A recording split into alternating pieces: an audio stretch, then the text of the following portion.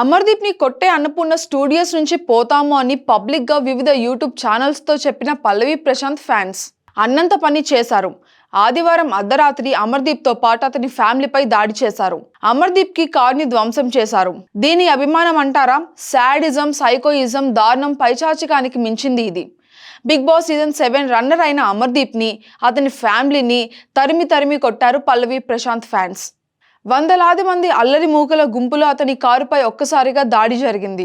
దాదాపు అరగంట పాటు కారులోనే ఉండిపోయారు. అమర్దీప్ ని, అతని ఫ్యామిలీని వెంటాడి వాళ్ళని అందరినీ భయభ్రాంతులకు గురి చేశారు. కారులో అమర్దీప్ తల్లి, అతని భార్య, స్నేహితుడు నరేష్ లొల్లి, డ్రైవర్ ఈ నలుగురు ఉండగా ఆదివారం అర్ధరాత్రి తర్వాత అన్నపూర్ణ స్టూడియో నుంచి బయటకు వస్తుండగా వాళ్ళు అమర్దీప్ కారులో ఉన్నాడని తెలుసుకున్న అందరూ అల్లరి మూకలు గుంపుగా చేరి ఒక్కసారిగా అమర్దీప్ కారుపై దాడి చేశారు. నానా బూతులు తిడుతూ కారు అద్దాలను మొత్తం ధ్వంసం చేశారు. అమర్దీప్ ని బయటకు లాగే ప్రయత్నం కూడా చేశారు. వాళ్ళు కారులో ఉన్న అమర్దీప్ తల్లి, భార్య తీవ్ర భయాందోళనకు గురయ్యారు. అరగంట పాటు ప్రాణాలను అరచేతిలో పెట్టుకుని ఉన్నారు. వాళ్ళు ముందు నుంచి వెనుక నుంచి కారు ధ్వంసం చేస్తూ సైకోలుగా ప్రవర్తించారు.